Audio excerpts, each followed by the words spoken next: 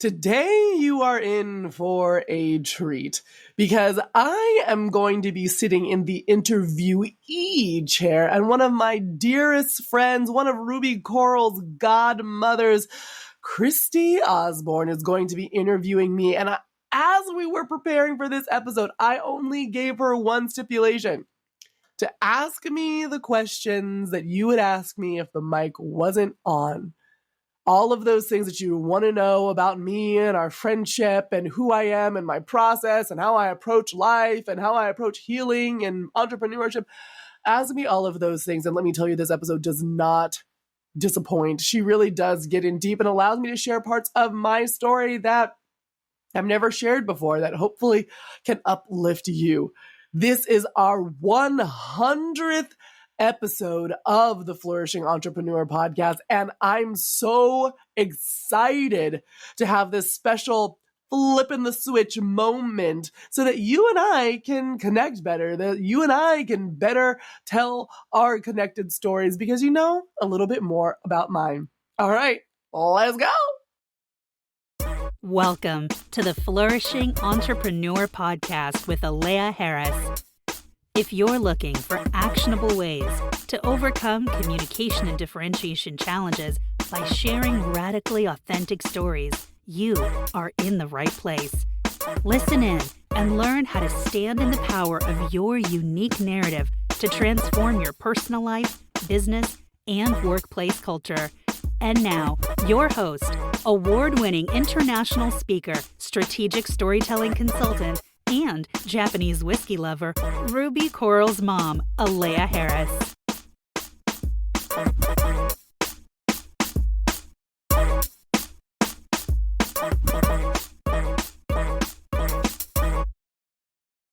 Aleya Harris. Christie Osborne. Happy 100th episode. Congratulations. Thank you. It's been a road to get here, but I'm glad that we made it. And Hasn't it? Yeah. I can only imagine what you're going to ask me about that road. Listen, I was preparing for this interview and having ChatGPT sort of chunk things out for me and refine my questions so that they weren't so wordy. You know how I can be. And I started asking ChatGPT about our relationship, and ChatGPT said that we were really open-minded, and it was basing this on one of your earlier podcast episodes that I was a guest on when I came out of the crystal closet, to which ChatGPT says, listen, you two are very open-minded with your crystals and your tarot cards and all of the things. So I thought that was a nice symmetry to the podcast. It's good to be back on your show. Thank you. I'm so glad to have you back. And I'm so glad to be in the opposite chair.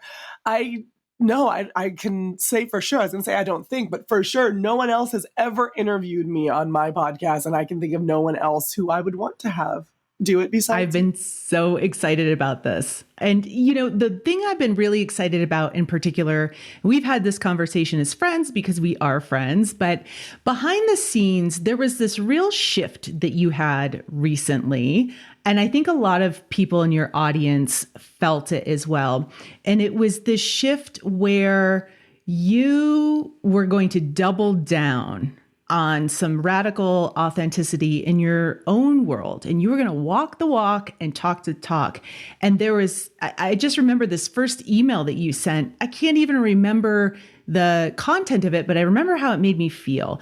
And it made me feel like I wasn't alone, that my challenges did not have to be shameful if I didn't want them to be. And I remember replying to your marketing email, which I know it's a marketing email, but I also know you read them and respond to them. I certainly do. And I write them. So it's really just a normal email, please. You can respond to the emails, people.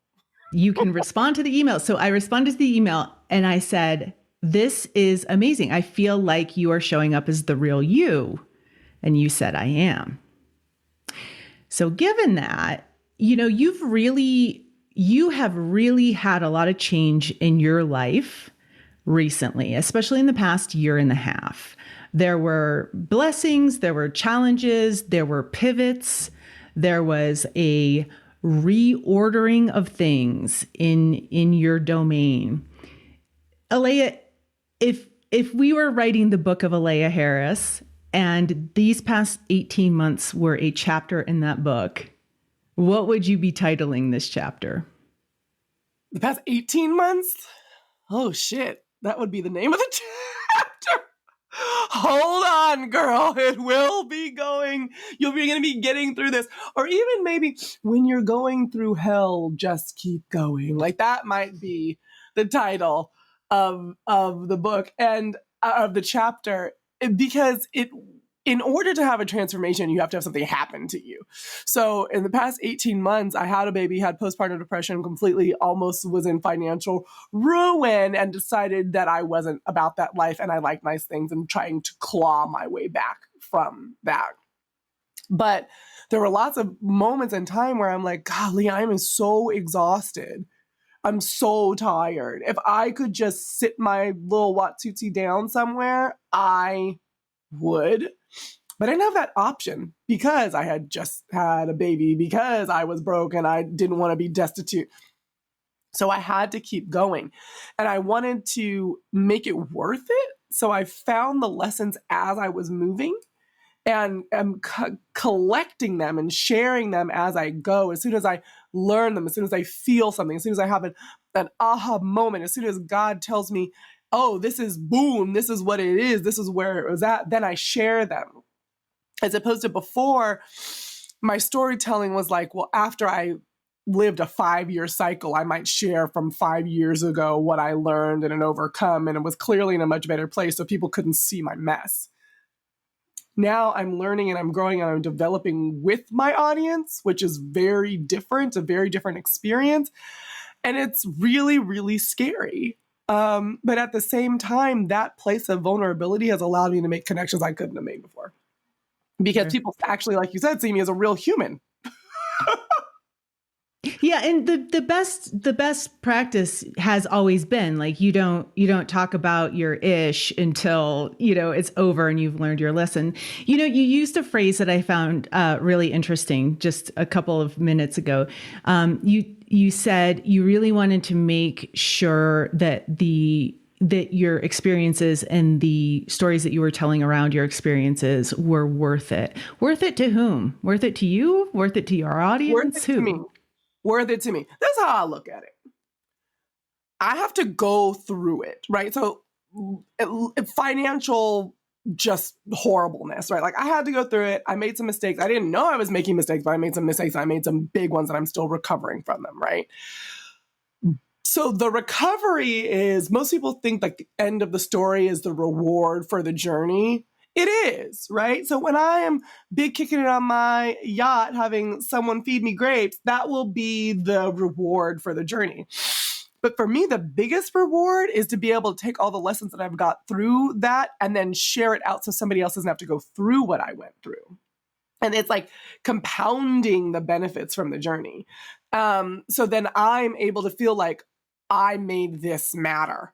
Although I had to go through this because of whatever I did and I take accountability for my actions, I made it not just be something that was hurtful that I've overcome, but I made it help heal me, help heal someone else. And I'm trying to suck all the goodness out of the crisis possible so that it matters in the grander scheme of things. It wasn't just something I suffered through in silence, which then becomes a trauma that you hold on to rather than a triumph that you can share.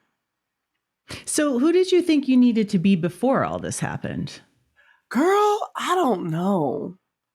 I know I needed to be perfect. That was for sure. And I know I needed to be respected as a marketer. And I needed to fit into the mold of marketer, of person who had it all together, former corporate person, the person that you could trust. And so I thought that trust meant I needed to be the one that you look to that had it all together, because if I wasn't, why would you trust me? Because I didn't really understand how trust works, and I didn't really understand the grand role that vulnerability has in trust. And I've always, Didn't you get yourself some Brene Brown books? What's wrong with you? yeah. I mean, Yeah. you Sure. read them and it's cool and she's brilliant. And I love the concept of vulnerability and courage, but it's different when you have to actually do it. And the thing is, I thought I was doing it, right? I thought I was like being vulnerable enough. I thought that's what that meant. Like, and I was vulnerable one-on-one with people, like behind closed doors, or if I was So what mentoring changed? you. What changed? I didn't have a choice. You did, though. Everybody's got a choice, Aleya. That's how I felt. When I was like super depressed, right? And I was coming out of it, I didn't know. I had so much stripped away and was so raw, and I couldn't find the pieces of the old me to put on the old face again.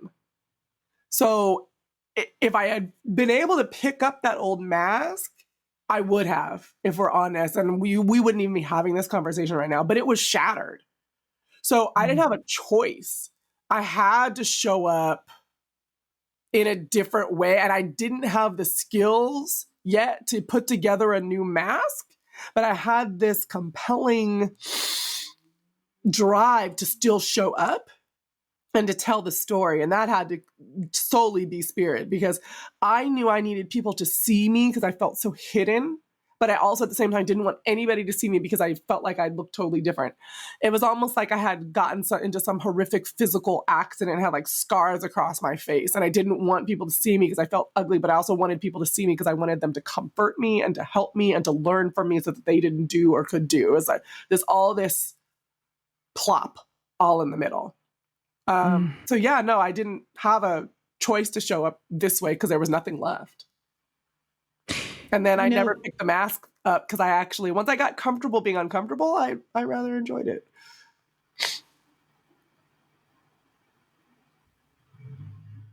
You, I have to confess to you. There's some things you asked me. You said, I want you to talk to me and ask me all the things that you've always wanted to ask and just haven't, for whatever reason, because it's none of my business, or we have a weird asynchronous Voxer relationship, most of the time. So,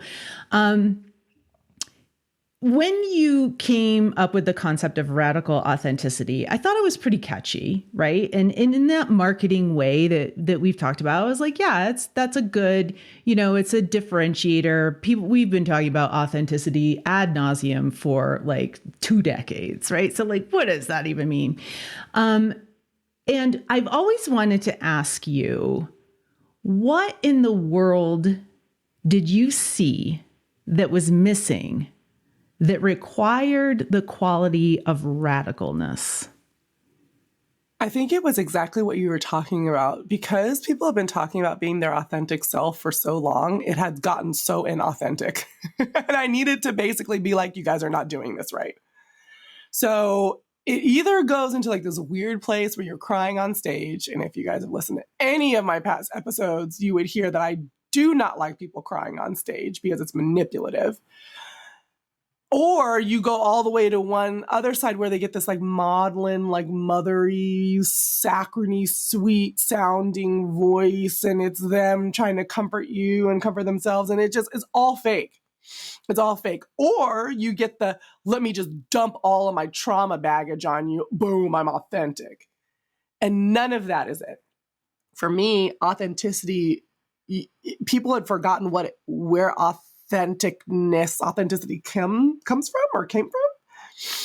And for me, it requires a sense of spirituality. The core of who you are is this soul droplet in this bag of skin and bones. And the closer you get back to that soul droplet, the better. But people didn't want to talk about that. They wanted to say, oh, I'm authentic. Here's my authentic trauma, or here's my authentic whatever. And they didn't want to get down to the soul, and they didn't want to have the soul conversation. They didn't want to have the purpose conversation and how their trauma, yes, could lead them to the purpose and lead them to their karma and lead them to all this stuff, but they hadn't finished the conversation. It was almost like a get rich quick thing for authenticity. Like, oh, I think I'm authentic now. Let me go talk about it. I've been doing the work to get inklings and little sparkles of what my soul looks like. So when I talk about radically authentic, it's because I've experienced that and I want other people to experience it because there's a joy there. There's healing there. There's relief there. There's assistance there. That's where service comes from. That's where purpose comes from. All of that, but it's not performative. It's not trauma dumping. It's getting in touch with yourself. And that's a lot harder. It's a lot harder to do the work in silence and to do the work behind closed doors and then just show up as you and show up as what you are versus getting on TikTok and talking about randomness, right? Oh, they're so authentic. Are they authentic or are they harmful? Authenticity doesn't harm other people. I love that. There seems to be a real a real important ingredient to that, that it almost sounds like there is an emotional maturity that is involved in radical authenticity, right? Instead of outsourcing your emotions through just, trauma dumping, and having somebody else take care of your stuff, you really take, you have some sovereignty over your own emotions. You're emotionally sober, as I've run into that concept down the line. And then there's also, there seems to be something about consent in there. There's relationship in there. I'm okay, you're okay, and we're going to consent to the relationship we have. Am I hitting that right? Yeah, we've talked about this because you've been like, oh, I'm so sorry to give you all my burdens, or I'm so sorry to be so much. And I remember talking to you and being like, when I can't handle it anymore, it's my job to tell you, no, I need some space, or no, I need this. But people don't take accountability for themselves anymore. And so people that are people pleasers, which is a lot of people, me, I can get into people pleasing. Lots of women can, especially that's societally how we're groomed. We then end up picking up the slack. And we think that we're helping, but we're not.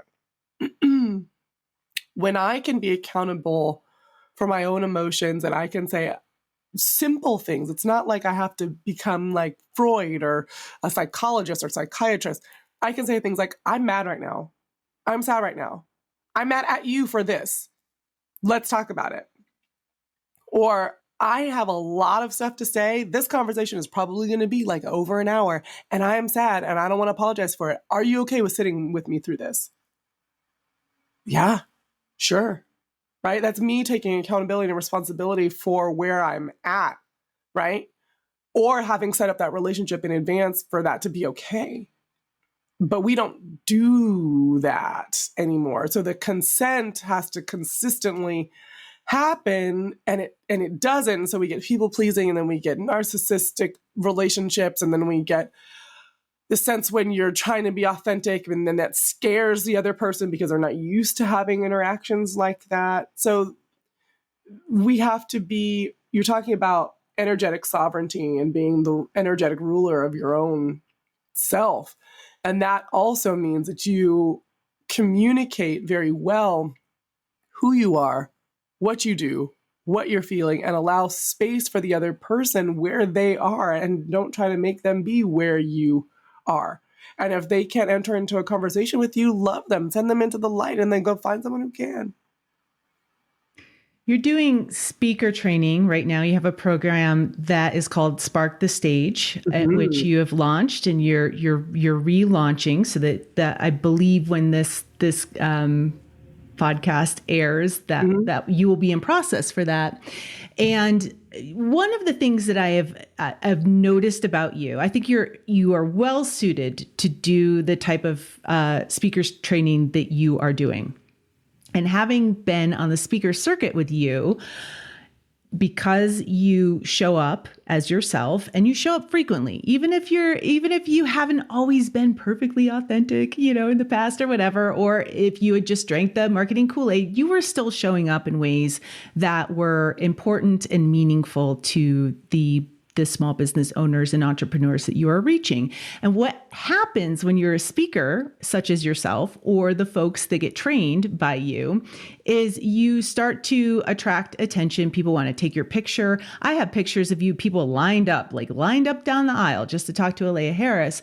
And the interesting thing that I'm thinking about with what you're saying is, we're talking about emotional maturity and self-sovereignty and consent in a individual relationship like the one that we have as friends. However, when you're a speaker or you're online a lot with strangers, there is formed this parasocial relationship where people feel like they're really close to you and know a lot about you, but you don't know who they are. You have not met them. So it's really one-sided.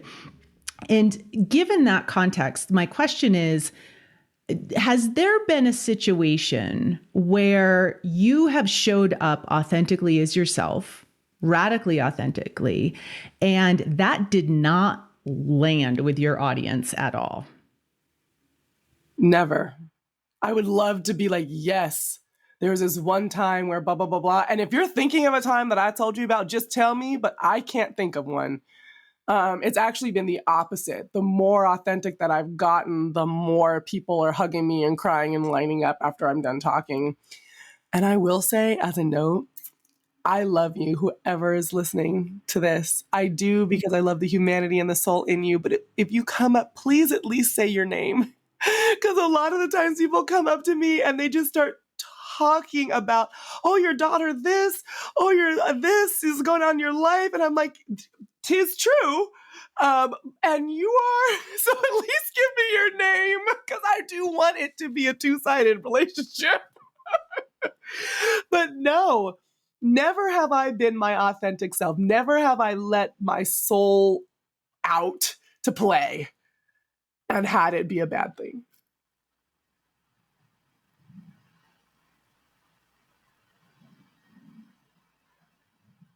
What would you do if it did happen? That would be a sign to me that I was being fake. That would be a sign to me that something happened and I got derailed in my authenticity. That would be a sign that I've gotten too full of myself and my ego had convinced me that I was being authentic and I wasn't. Because like I said, when you're your most authentic self, your radically authentic self, what you're doing is you're removing things that are separating you and the rest of the world from experiencing your soul. Your soul is innately good, is innately timeless, and is innately helpful, is innately connected. So if something bad were to happen, people didn't resonate, people didn't whatever, that meant that I would be out of alignment with my soul and my spirit, out of alignment with my authentic self. And so something that I can imagine happening is there would be no audience connection. People would be sitting there silent. People wouldn't buy my stuff. People would not walk up to me afterwards, all the opposite of what's happening now. It's interesting because when I got pregnant, I was prepared for basically Jesus himself to come and kick it with me on my rocking chair, because I've always been super spiritual, ayahuasca, mediumship, all of that loveliness. I don't talk about being a medium a lot on this because you guys already think I'm crazy, We don't need to add fuel to that flame, I don't think, but it is true. I often talk to people's ancestors. If you're in coaching session with me, especially an energy coaching session with me, it comes up. They come up. I invite them in and they show up. But when I got pregnant, I was expecting the opposite, because you're open, right? Another soul is occupying your body. And I was completely cut off. When I was pregnant, I felt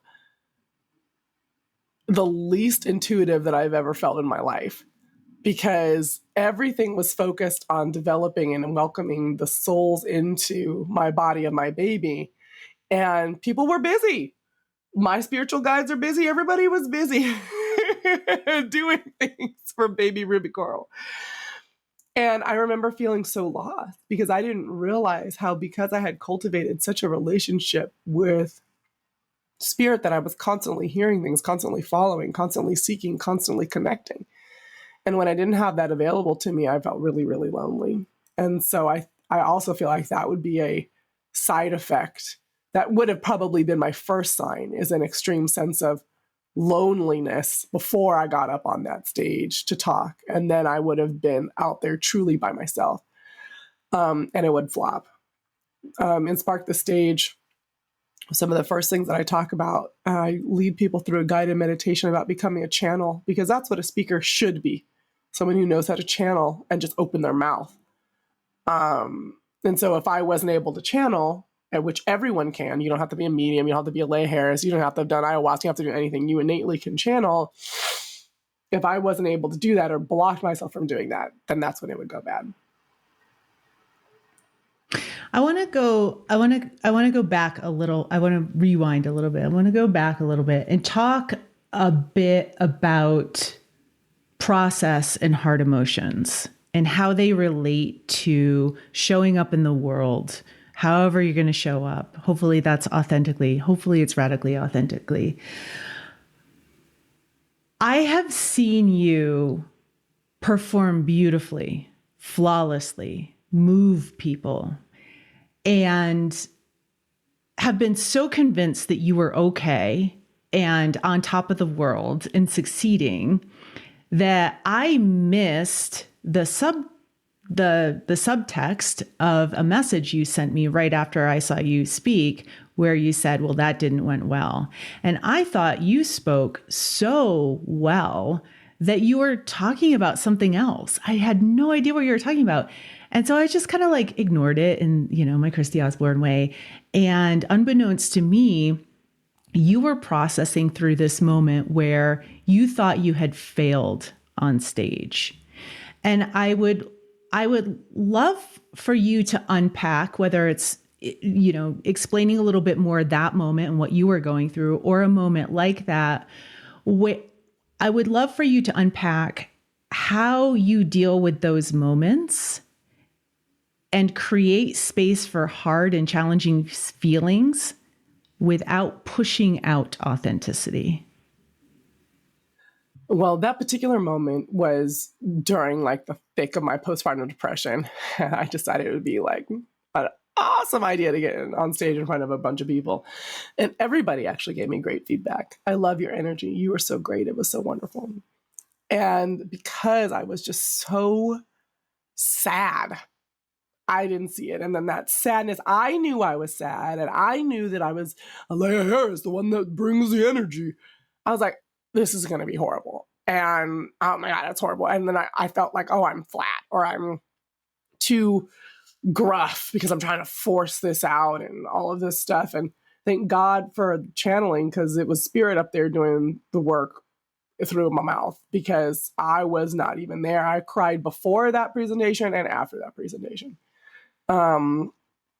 Moving through hard feelings.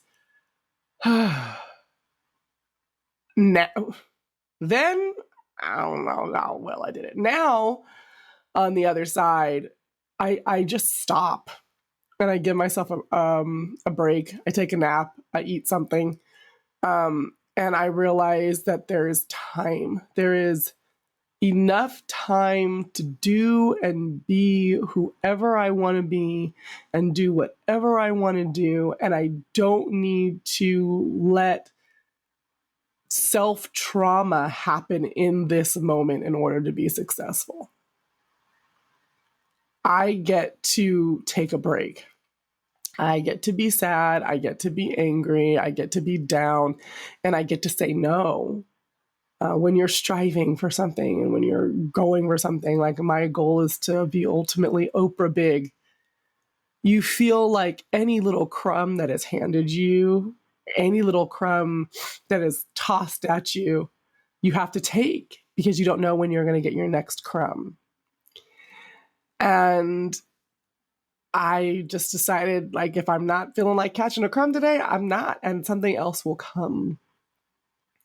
Because there's a difference between self-consciousness and doubt, which is where that comes from. Then there's faith, which is a little bit better, right? Like, I have faith that this will get better. And then there's knowing.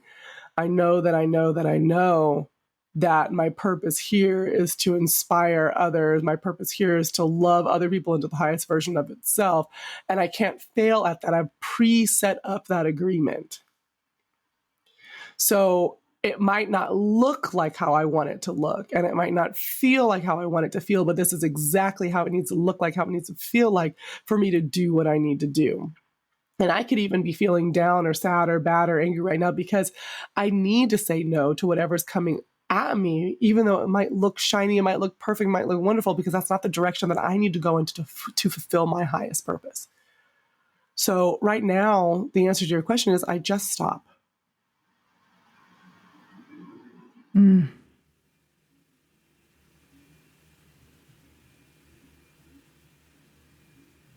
That's good. I mean, I have my moments. One of the reasons why I ask is even as your friends, right? We're close. We have shared really, intimate details about each other's lives,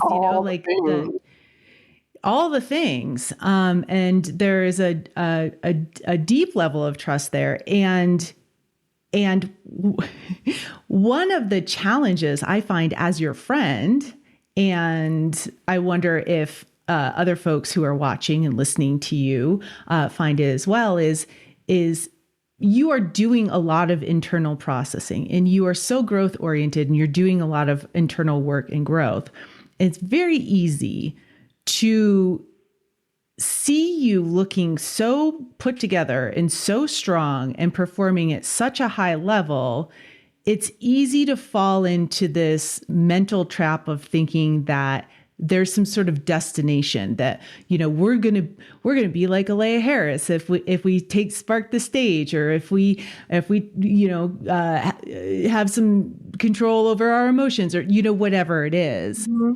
What do you wish people knew about you and your internal process that you think would help them better than any framework or any system or any little gem that you can drop on a podcast? What do you really wish people knew about you that would help them? Oh, there's so many things. One is I don't get attached to a tool. So my internal process changes based on my intuition, and it's always based on my intuition. Like right now, I just finished reading and rereading Asking It Is Given by Abraham Hicks. Before I was reading, going through the processes through movement of spiritual inner awareness. I'm meditating. I choose different ways of meditating because how do I put it? I'm constantly having a conversation with God, but I can't, if a full conversation surround sound would be me in the middle of a room with 5 speakers, I do one tool and I hear it out of one speaker, and I do another tool and then I hear a little bit more nuance that comes through another speaker. And then I might shift and change my perspective or do something physical, and that helps me hear out of another speaker. But my goal is to just get this Dolby surround sound moment where I'm hearing the full breadth and scope of what Spirit is having for me in any given moment, and to have all of the speakers plugged in, right? Ready and available and connected.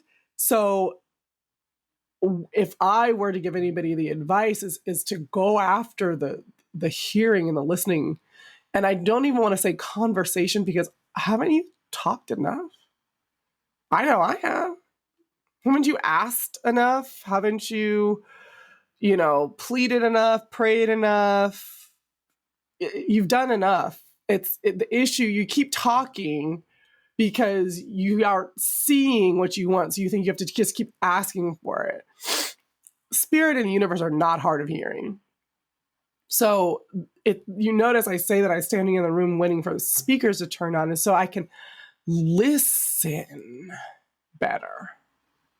And because as soon as I get a message, I'm out the blocks. It could be one word, but I do what I need to do to make sure that the speakers are constantly connected. When was the first time you heard everything in surround sound? Bring us back to that time when the speakers first turned on for you. It was when I was baptized. I was in a Black church, and I don't attend traditional church anymore, but me and Jesus, big kick it. We the homies. I'm a big fan. But I was in church and I wanted to get baptized. I believe it was 2005. So I was like an adult, like in my 20s. And I was like, okay, I'm going to give my life to Jesus. And I went, my mom was there, my boyfriend at the time was there, and they did this is a full dunk, not like a little, let me just pour some on your head. They had a tub inside the room. And they dunked me in, and I remember being like, whoa, this water's cold. And they dunked me in, and I came out, and they took me, I remember her name, she was considered a prophetess. That was her title in the church. And she took me around to the side of the stage, like into this room. It was me and another girl. And she said, now is your time to open up to God. Now is your time to open up to God. Let God speak out of you. And they were trying to see if I had any spiritual gifts and if I could speak in tongues. And lo and behold, I just started saying sha sha sha sha sha sha sha sha sha sha sha sha, and I was shaking and convulsing and withering, and then I just started full on busting out speaking in tongues. And if anybody's ever had a real moment, I'm thinking about Black people on this podcast. If anybody has had a real moment speaking in tongues, just gonna let that there. You know that you can, well, how I've experienced it, and how others have, you hear yourself, but then you also are separate from the channeling of the speaking. So I'm sitting there inside my own head looking at myself like, what the heck is going on? This is crazy and scary, and also just felt amazing because you can feel the weight of spirit fall on you. And I remember being like, whoa, what was that? What was that? And then I felt super bad because there were two of us in that room. There's another girl in there, and there's another prophetess in there with her. And she was trying to get her to speak, and she couldn't. She kept saying, it's okay, baby. Everyone has different gifts, and da-da-da-da-da. And she was I still remember this girl's face. She was so sad. And I wish that I could do something, but I didn't know what to do. I didn't even know what had just happened to me. Now I could probably help. But, and I remember then the next day I was in the kitchen and I was getting some grapes because I had the grapes in my right hand, and and my hand started shaking and the grapes started falling out from between my fingers. And I had this flash of like different beings of light. And I started speaking in tongues again and shaking. And I remember being like put down to my knees in the middle of my kitchen. And so that was when I first realized that something was up with me. And you had a vision. You had a vision. Yeah. Yeah, we can call it that. Yeah. And I had moments where I developed it in between and moments when I didn't. And then once I got a little bit more serious about developing it, that's when it really just kind of opened up to me on the ability to connect a little bit more readily. But it's kind of like working out. Like if you stop working out, you get fluffy. And so you can get spiritually fluffy too. It doesn't mean that it's impossible for you to have that rock hard ab again, or it's impossible to ever have that type of connection again, but it's a little harder when you don't work it out. Did that answer your question? Yeah. Yeah. What if you went back to that time that other person who had to be consoled for not having any kind of talent or gifts, which is probably not true, but we'll just leave that aside for a minute. If you could go back to that moment, what would you say to that person? I would ask questions, and I'd probably guide them through a process. Like, well, close your eyes. What do you see? What do you feel? Where's your body? Warm, cold? Where are you, what are the words? Describe to me when you close your eyes. What are you seeing? What are you feeling? Because I've always talked. Y'all have heard me say this on this podcast before. I was a kid who got in trouble in elementary school for whispering because I did not know how to do it. So it doesn't surprise me one bit that my talents are vocal. Doesn't surprise me. But this lady, this girl, was shy. I had known her around the church, but I had never actually spoken to her.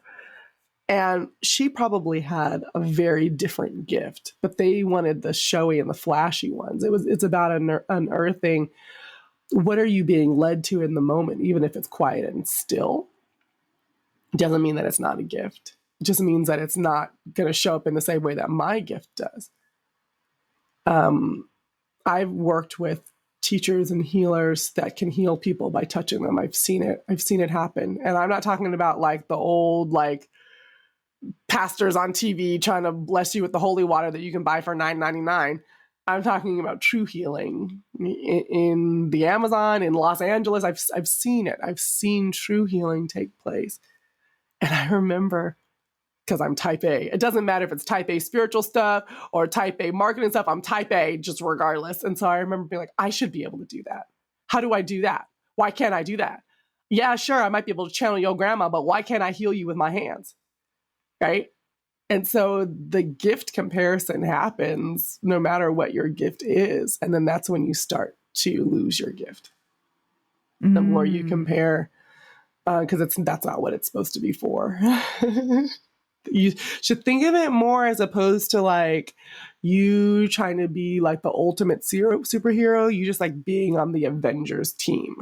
Like, so every Avenger has a different gift, but we're all helping out and we're working together, that kind of thing. Was that lesson easy for you to learn or difficult? No, it was not easy to learn because I've always been told that I should be, not directly, but I should be able to do and be anything and everything in the most perfect way possible. So once I discovered that there were other ways to connect with God, I wanted to do them all. Another thing that I experienced too, and that was kind of driving this in addition to the perfection, was a lot of times, and if this is you having your first kind of more spiritual experience, and you feel like this, just know that it's perfectly normal and you're not alone.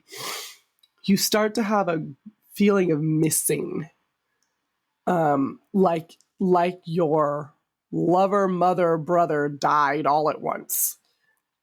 And it's a sadness. I'm missing. I miss you. I miss you. And I started having that feeling, and no one in the physical, nothing had happened. And I couldn't figure out who or what I was missing, but I would be crying and just had this feeling of missing. And my spiritual teacher at the time said, because you're remembering. You're missing because you're remembering. You're remembering what it felt like to not have a separation between you and spirit and in the physical body, between you and the person in front of you. And it's only a small remembrance, but that's why you can't stay in that same spiritual mode all the time, because it consumes people. Because there's no way. There have been people that have committed suicide that have gone down a spiritual path because the missing gets too great. And also their guru tells them that they can get a restart. Yeah, well, we're not even going to do that. We will not go down that road. Yeah. If you know, you know. If you know, you know. But that missingness, that was the hardest part of developing my gifts. The rest of it felt kind of like Avengers training. Like the more you do it, then you fine tune, then you listen and you develop and you go, and then you just open and you have to realize when you're not supposed to be trying, you're supposed to be receptive, and it's almost like a game. It's kind of fun. But the hardest part was realizing that I was missing, trying then to learn all of the other spiritual gifts and be the ultimate Avenger to see if those would somehow get me closer to my relationship with God. And that's not how it works. I find something that's very interesting about you And I'm going to go back to my experience with you on the speaker circuit, not just because of Spark the Stage, which I think is a great program. We've talked a little bit about how it's structured, but also because I think how you show up naturally as a speaker really embodies some of the deeper philosophies that you have and in the ways that you guide people through their own process. When people come up to me and ask about, speaking, how do you get on stage and da da da da, I'm often looking for what's motivating them. And there's plenty of folks that are just motivated by ego, and that's fine. Like, listen, we will not lie to you. It feels good to be up there and get all that attention, right? Like, we both like it. Great. It feels great. It's not the only reason why we do it, but it feels great. One of the things that differentiates you from not all speakers, but many speakers I see, is that when those in-between session times happen and somebody comes running up to you in the hallway and says, Aleya, you address them and look at them and listen to them like they are the only and the most important person in your world. And I've always been struck by how much you value relationships of all kinds, passing relationships, long-term relationships, deep relationships, shallow relationships. You're up for a lot of it. What are some of the most powerful lessons that you have learned from your weaker relationships, those passing relationships, those conference relationships, not your big friendships, not your marriage, not your mama? What are some of the things that people who you've only met for a few minutes and might not never see again, what are some of the lessons that they've given you in your life? One, that words matter. There are a lot of times when people come up to me and they pull out what I just have as a passing phrase. And I said, this was the most important thing that you said in your presentation. So every word that comes out of my mouth when I'm on that stage matters, because people are hearing things and they're there in the room for a different reason. Even though everyone always thinks, oh, I'm here for the marketing talk, or I'm here for the storytelling talk, or I'm here for whatever. Everyone's really there for a different reason that they might not even be aware of. From those passing relationships, I'm reminded that I matter, even if it was just for a moment. I've had a lot of time to feel unworthy in my life, right?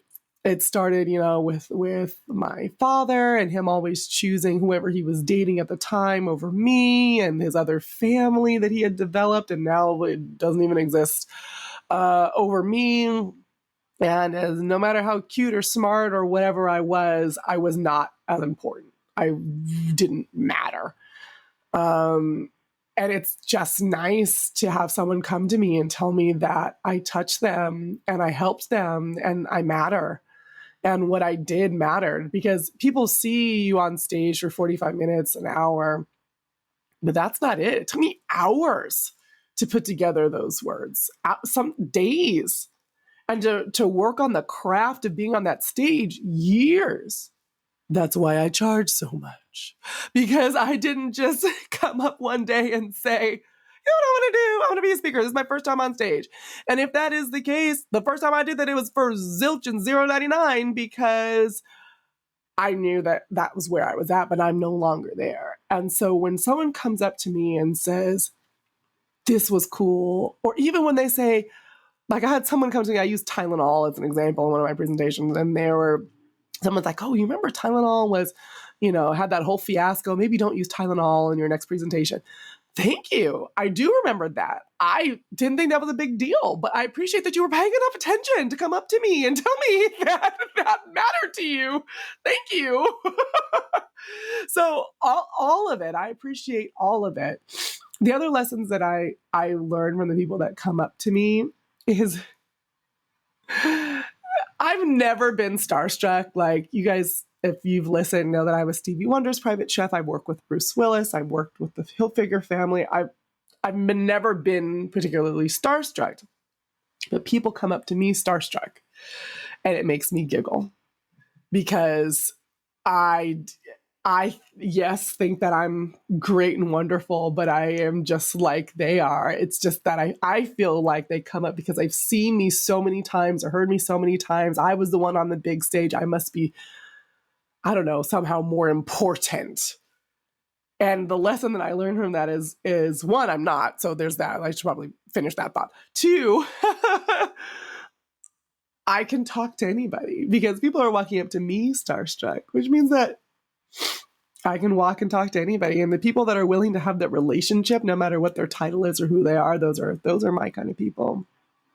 But the vulnerability that it takes when you do still feel like you're talking to someone who was cooler than you for whatever reason, I always appreciate that. And I have such warmth towards those people because it took a lot of bravery and courage to come up and talk to the chick that just got off stage, who, when you get off stage, you almost feel like your skin is glowing, right?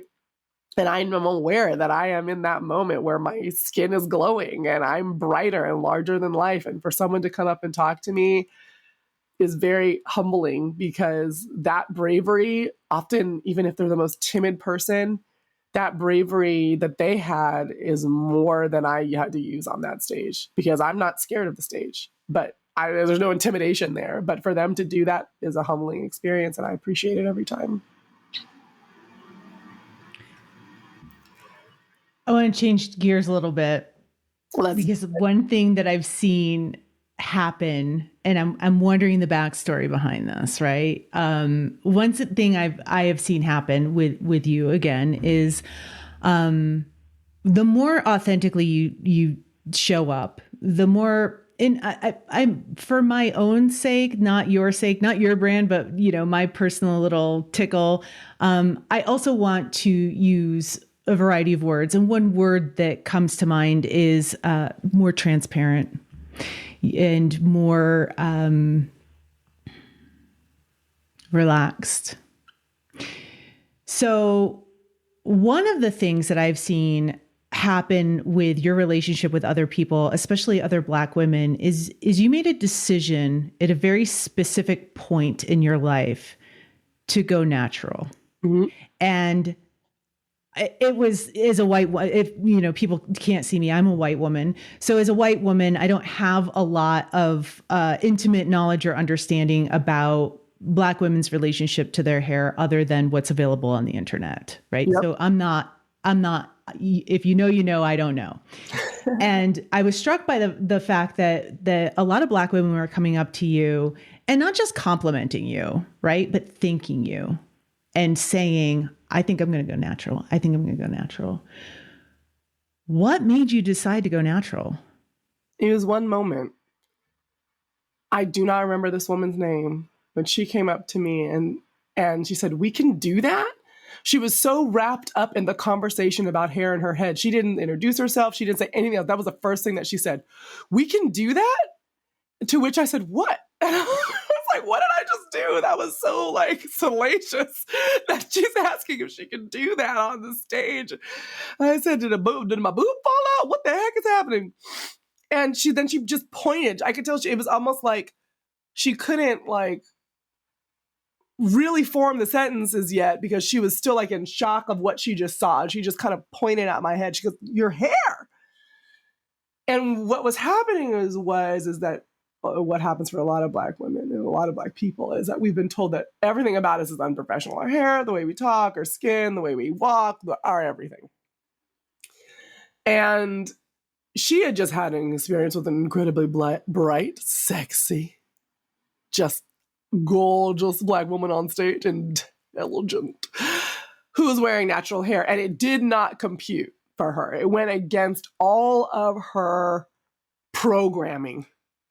And for me, the only reason I was natural on that stage that particular day was because I couldn't get in to see my hairstylist and get my hair pressed. I wasn't trying to like make a statement or anything. It was literally just happened to be that day I had to wear my hair natural because my hairstylist was booked, but I had to get up on stage, so I made the best of it. That's where we were at.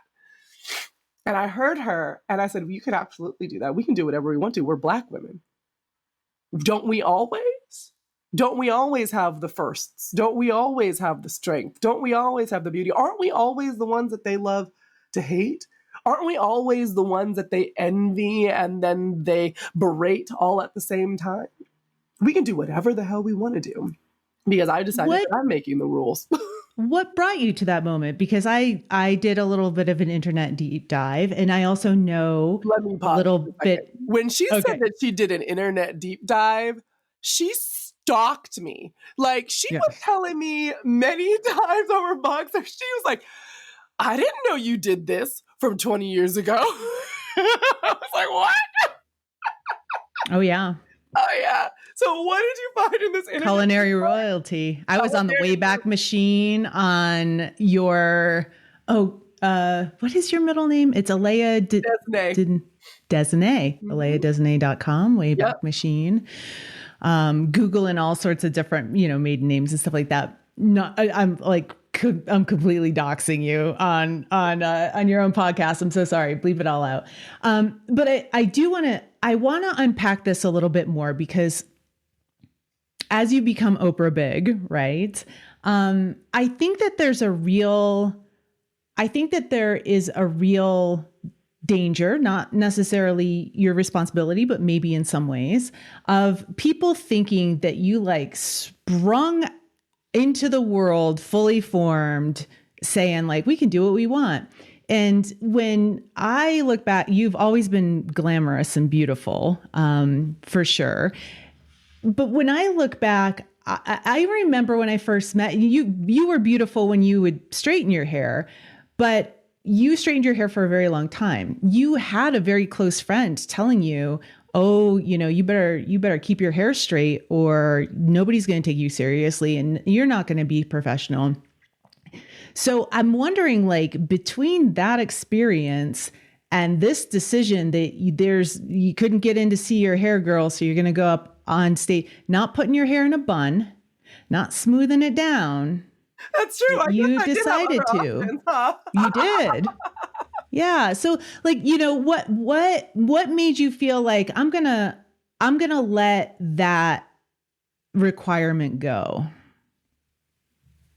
I think part of it was like that friend that you mentioned. I was in my breakaway period from that friend. She's the only friend that I have ever had to break up with. You float away from friends, you might float back, but I had to actually break up with her like a girlfriend.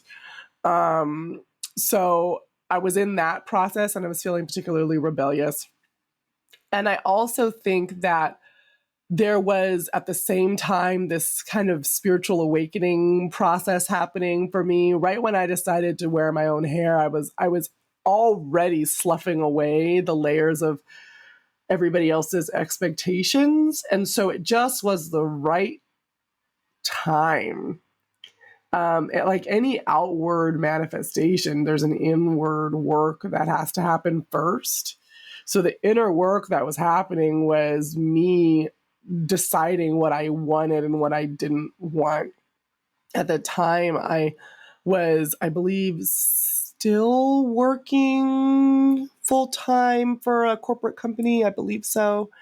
And that particular corporate company was all white, let's stop there, and then mostly white, bald men from Europe. And they were not cool, quirky white bald men from Europe. They were like blue IBM suits. And I just was also pulling away from that. I didn't want anything to do with that. That wasn't me. I was in the process of finding my identity and finding who I was. My mom, because my mom, for my curly girls out there, has like 3A curls, like perfect little ringlets, soft. There's no real effort put there, right? It doesn't have to. It just grows at her head gorgeous. Mine is like 3C. So for her, it was like, whoa. And I was tender-headed. So it was, and I have a lot of hair. So it was like a Herculean effort, and I get it, right? So she relaxed my hair probably when I was like 8 or 9. And I wore a relaxer in my hair until I was 22. So I actually didn't even know what my hair texture looked like for the majority of all of my youth, because I relaxed it. And then I started just going natural, but still pressing it, but not relaxing it, but pressing it. And then slowly using flexi rods and slowly developing more into myself, where then I unearthed who I was. And I feel like if you could probably see like how comfortable I am with myself by what my hair looked like in that picture, how far back it was, right? But it was an unfolding experience that happened of me just being like, I want to see what this is. And I slowly stopped caring what everybody else thought about it. What were you willing to give up in order to be yourself in that moment? This feeling of being in a cage. There was also this feeling of hitting a wall repeatedly. Like I was trying so big. I didn't have the words Oprah big back then, but I had a feeling of wanting to grow and be bigger than I was, and how I was doing it and where I was doing it was so not where I needed to be to move forward, that I was having to give that up. But it's kind of like, it's much easier to give up something. It's much easier to receive than to give up, right? But in order to receive, I had to give it up. And so I had to give up the banging the head against the wall. I had to give up my identity as a corporate person. I had to give up my identity attached to my job. I had to give up a lot of what I thought was perfect. I had to give up superficial. I had to give up a lot of the things that I had cultivated as an external personal brand image up until that point, that I thought was what was going to carry me to being successful, when really it was going to carry me to being mediocre. You're speaking in hindsight with the insight and the wisdom of that journey. Mm-hmm. What I want to get at is that when we make really scary and just scary decisions to show up as ourselves, there's this moment where we're assessing the risk, right? We're thinking, you know what? Even if this goes sideways and this goes down in the worst possible way, I'm going to show up anyway. Yeah. What was that moment like for you? What was going through your head? I would love to tell you that existed, but I don't really think that it did, because I think that I was too overwhelmed with the rest of my life. So some of that, I gotta give credit to Spirit. Sometimes I think Spirit keeps me busy and distracted. Like, look here over at these shiny objects. Well, we make this grandiose change on the side in the background. Don't pay attention. Everything's okay. Everything's okay. So it's almost like how I thought it was happening. It was just kind of happening because I was so busy picking up balls in other areas. So like I said, I just got on the stage because I was like, I got to fly there. I got to do this. I'll shoot my hair. Right? And then that happened. And then I was like, well, what if I didn't? Well, I want to be rebellious against this friend anyways. Well, now I make the decision. This is just how I wear my hair now. And then it became the next journey in my authenticity journey about how else was I going to show up. And I almost feel like God fooled me into being on this journey by distracting me like I do my toddler. Could be. Sometimes it's maybe good to look at the distractions, or not. Just keep being distracted, knowing you're being distracted, and maybe it'll hurt less. Because sometimes I can be stubborn. I wouldn't move unless God made it incredibly uncomfortable or distracted me to the place that I was moving anyways and I didn't notice. I know we're coming up on the hour mark. Is there anything that I should have asked you? No, I think that you asked really good questions. I think that one of the things that I want people to know as we are at our 100th episode is that this podcast almost didn't make it to this point because I kept looking at numbers and stats and saying, what's the point? I'm not drawing in, 500,000 views per episode, and I'm not Joe Rogan. So what's the point? Oh, thank God you're not Joe Rogan. That guy's trash. You can keep that in. True story. But I kept going because every time I was going to stop, one of you, dear listener, would email me, would call me, say thank you. Thanks for this. Thanks for teaching me this. Thanks for talking about this. Thanks for helping me through this. And I just want to say thank you to all of the listeners who have listened, however small or large the group is, because although we've talked on this episode about me having the gift of this voice and using it, it's really easy to hide your gifts and to not show up with your gifts if you don't feel like your gifts are appreciated. And so the little bit of thank you and the little bit of making me feel valued and valuable and useful has really gone a lot to getting us to this 100 episode point. So I am very grateful for you not only listening so we got to 100, but also you along the way giving validity to my own voice, and so I could explore it in even greater and grander ways. I got one last question for you. Okay. Who should play you in the movie about your life once you're over big? Obviously someone very attractive. Who should play me? I don't know if I have a good actress in mind because I don't do very well with names of actresses. Ooh, I know who I'd want to have play me. I'm going to butcher her name. Yara Shahidi? Is that how you pronounce it? Mm-hmm. She's the girl from Grownish. First of all, she's drop dead gorgeous. Second of all, she has a realistic piece about her, an authentic piece about her, and also changeable nature, developing, growing piece about her. So that's who I think I'd want to have play me. Aleya Harris, thank you for inviting me on your podcast to interview you for your 100th episode. Thank you for being here, for interviewing me, and for asking such great questions and doing all of that research. I appreciate it. Well, my friends, this is an episode of the Flourishing Entrepreneur podcast, and this is Aleya Harris, the interviewee, wishing you lots of love, light, and abundance. Bye for now. Thank you for listening to this episode of the Flourishing Entrepreneur podcast with Aleya Harris. Vibing with what you hear? Leave a 5-star review to spread the love, and be sure to click subscribe. We wish you love, light, and abundance. See you next time.